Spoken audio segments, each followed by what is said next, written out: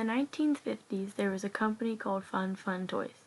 They sold all sorts of different things: action figures, baby toys, bath toys, play sets, and a whole lot more. Their new product came out, though, in 1956. It was a stuffed animal that you could interact with. They had a chibi human base with big round plush cheeks, and a zipper where you could put their accessories. They were called Normandy dolls. They might sound fun and adorable, but the people that made them were very secret and did sadistic things. They would test paint and things that would go onto the toys to animals, to symbols with things, sell illegal things. The only reason they stayed in business is because they could cover it up with their cute toys and colorful advertisements that would entice children. Nobody believed that they would do any of these terrible things, but they did. This story starts on the production of the Normandy dolls. They would have had them made by a machine, and once they were put into a bin, they'd be taken to the lab room where the workers would place a small heart on the inside that nobody could remove. It had a microphone to hear every single thing someone was saying, as the worker picks out each and every one of them, taking time to make sure that the hearts are placed properly. They had yet pulled out another one of the million dolls, but noticed something different about this doll. It's a shining white, but it also had inky stripes covering its body, along with its accessories. Clicking on the intercom, they reported a malfunction and handed over the doll to the boss, letting him dispose of it. The boss smiled at the doll, then chucked it down onto the desk, slapping the blinds shut. He sat in his giant mahogany chair and pulled out a bright crimson heart out of the drawer. Most people back in this time didn't want to believe in superstition and only believed in God.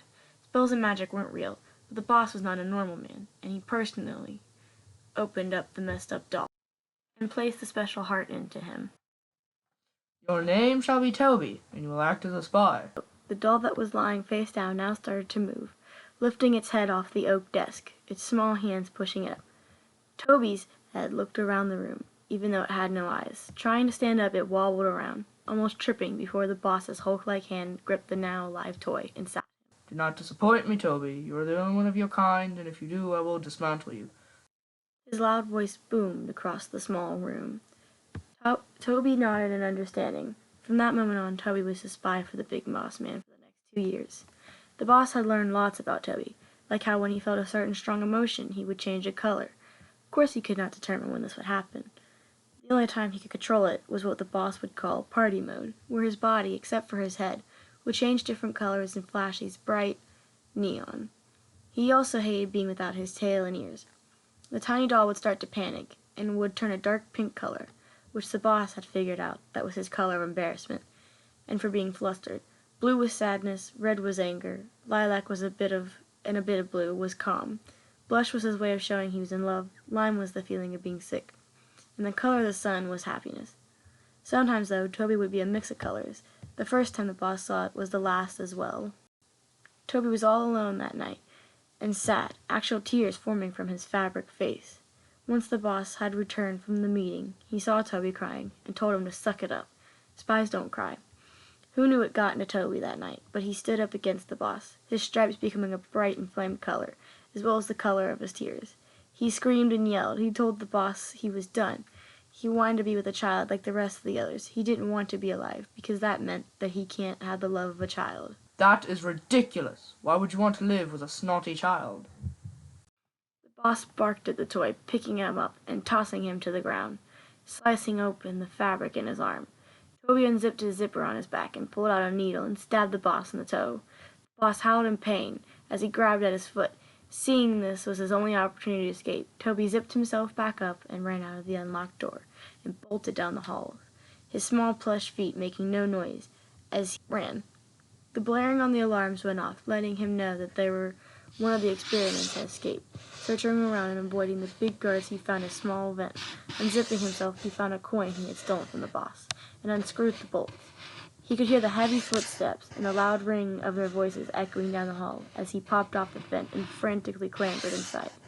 He took his stubby fingers and yanked the vent back up, holding in his place as he watched the guards storm down the hall and search for him, screwing the screws back in. He turned and crawled down the deep vent, his ears bent back from how small the vent was. After what seemed like forever, he could feel a gush of cold air hit him as he covered the spots on his face where his eyes were. Pulling them back, he felt another vent, and he could feel the freezing air of the wind and the cold spray of water on his tiny arms. Unscrewing this vent, he pushed it out, letting it plummet to the ground, and into the bushes. Fearing the drop, Toby counted to 3. 1, breath. 2, breath. 3! Shooting out of the vent, he fell to the ground and into the spongy but rough bush. The fall made some of the stuffing fall out in the cut in his arm. Yanking a leaf off the many branches, he tied the small plastic-feeling leaf to keep the stuffing from falling. Working his way through the rough bush, he finally made it out, falling into a puddle of mud. He quickly got up, though, and took off, not looking where he was going. He just wanted to get away from that emotionless place. Soon he realized he wasn't the only one who had escaped. There were others. He could hear the hushed voices and light footsteps running through the woods. As he stood there watching a group of 3 talk, he felt a sudden fear run through him, his stripes becoming a light purple.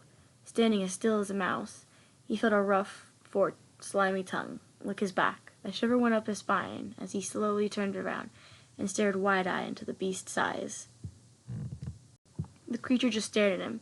He plopped himself down on the ground and nodded his head towards his back. Toby hesitated before gripping the fur and pulling himself up on its back.